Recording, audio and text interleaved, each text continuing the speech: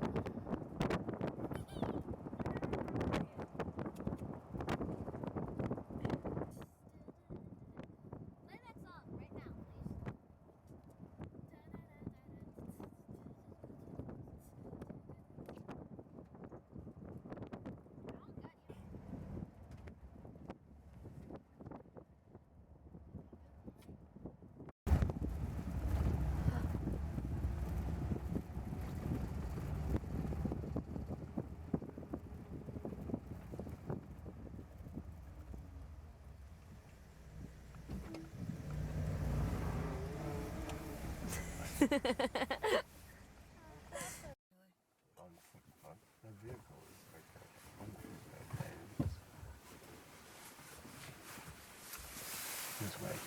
Don't move around so much. You see how he's.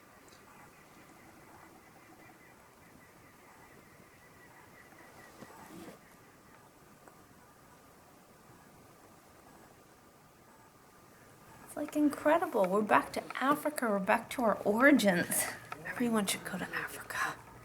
Amazing. The bush. The amount of animals we saw in herds today was just phenomenal. Phenomenal. Wildebeests, didn't even know they existed. Zebras, elands, such a rare antelope. Buck babies or bush babies. Oh, ow. What are you doing right What now? are they called? The impalas? Plenty of impalas, but they're beautiful. Baboons, zebras. We saw 5 lions. And a mama lioness. She was amazing. And the elephants. Even saw an elephant penis. I never seen. And the way they drink and they burr, they drill a hole. They're like oil tanks. Drill a hole through the dry sand bed and get their water. Smart creatures. It's beautiful. So many birds. Like so many. Probably 2/3 of what we saw were birds.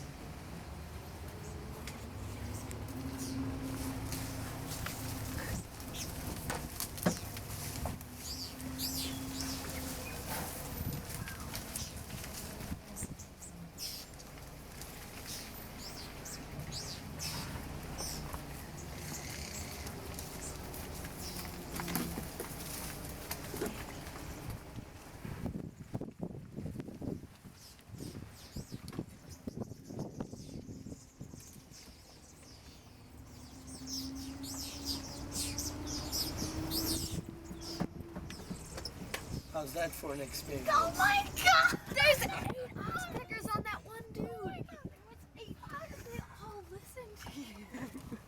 Because he's nail hands. Now, thank you. Oh. Thank you. That's what I want, and you'll get that experience. Wait, Quiet. what's gonna happen with these guys? Oh! Is that a defender? Oh, good, right?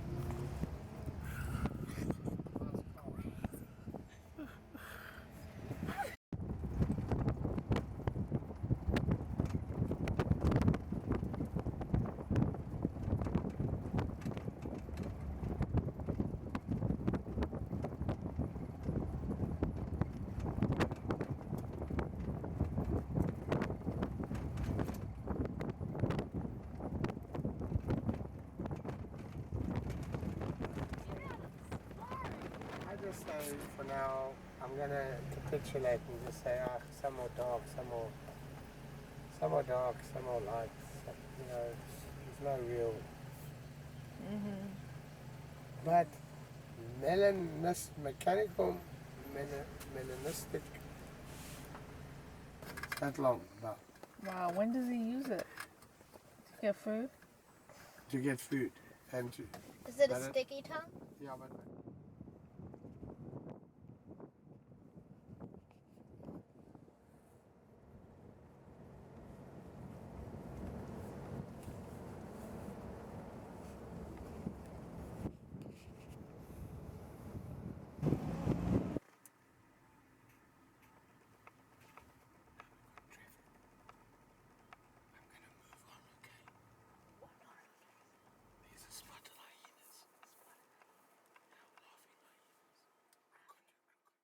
They hold hands. Do you know why they hold hands, Africans? Because you can't tell people shit when you're holding hands. Because the minute you do that, you want to break the communication. Ooh, that's good. So when you really want to have an honest discussion with someone, You must hold the hand. It's got no other meaning other than Truth. the truth. Got it. You're not comfortable with that, hey? Of course I am. Are you? So How where was did your you day? come from? Well, how was your day? My day was great. Irritating, but great. Why was it so irritating? Because I had things going on that I had to deal with that I couldn't deal with because I was not there. I'm sorry to hear that. And yours, how was your day? It was very nice, thanks to you.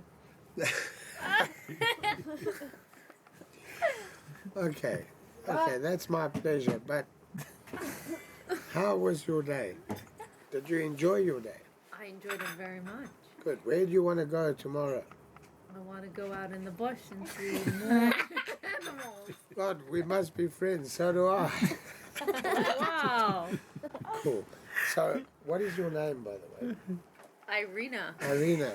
Irina, who wants to go in the bush, that had a very nice day thanks to me. When I walk and meet someone else, I'll talk to them about you.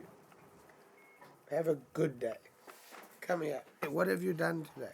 What have I done today? Today I traveled in a car around the bush and saw many incredible animals. I met someone who also did that.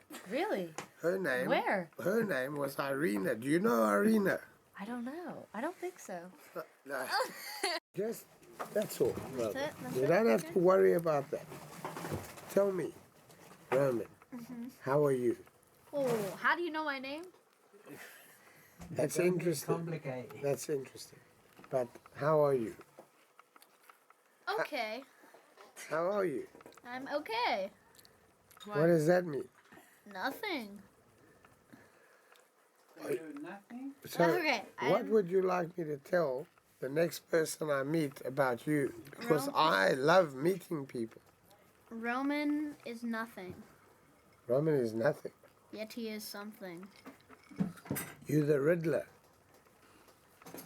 Okay, Roman the Riddler. I'm Neil. I love the bush. I love animals. Oh, I like that too. I thought you were nothing.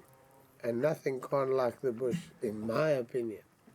Well, you have a bad opinion.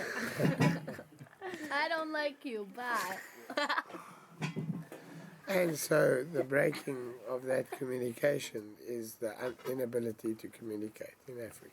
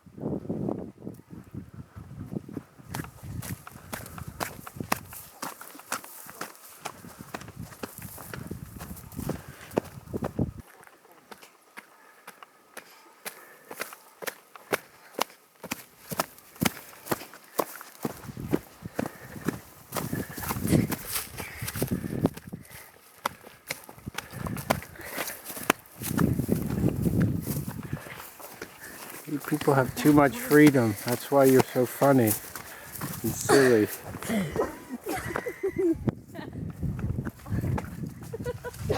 Sorry. It's so mean, but it's so funny.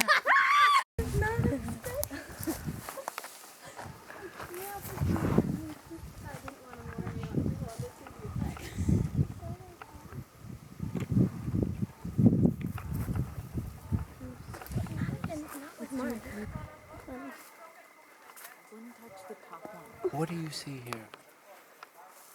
Fence. No, I don't really see Three levels anything. of- yeah, but if you really look, there's no doubt that South Africa is a prison. People are imprisoned. The animals are in prison. The humans are in prison. The races are in prison. But it's not to blame South Africa, because we all have become prisoners of certain kind of systems and conditions that we live in. And that's the thing that is so clear spending time here. Come on.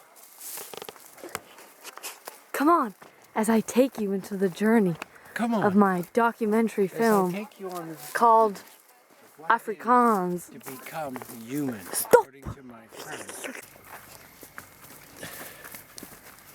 So, in a way, the blacks could do the same. They've done it. That's the whole thing. That's what's happened here. This is like the last bastion of some kind of privilege of most people who live in enclaves. This represents everything about a society we don't want to live in. That's why we work so hard to educate our kids to have a diverse and open borders, open society, open. It's very demanding, though, for people to live openly. I guess coming here, we're learning a lot about apartheid and talking to people who have lived through it, right? So, but I know, like me in school, I just read about it, and it's really important in history and whatever. So we learn about it, but it's crazy to come here and talk to people who have firsthand experiences of that. So, how do you guys talk about that in school, or is that something you're taught in history, or how does that work? People who still want apartheid because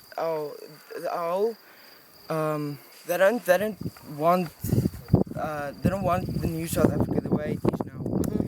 So even though we're learning about it in history, it doesn't help. People has still old opinions.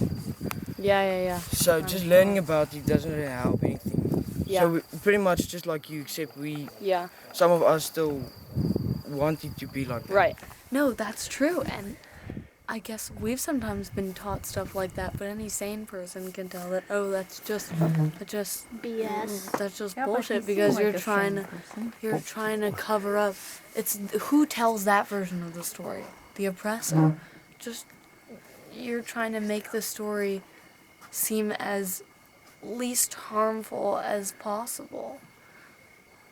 But it's at a certain point, I think you just have to say, hey, a lot of bad stuff happened in the past, but let's try to make that stuff not happen again. Civil War, there's no point in having the Civil War. What do you mean? There was no really real difference after, because once you release all those people, what are they gonna do?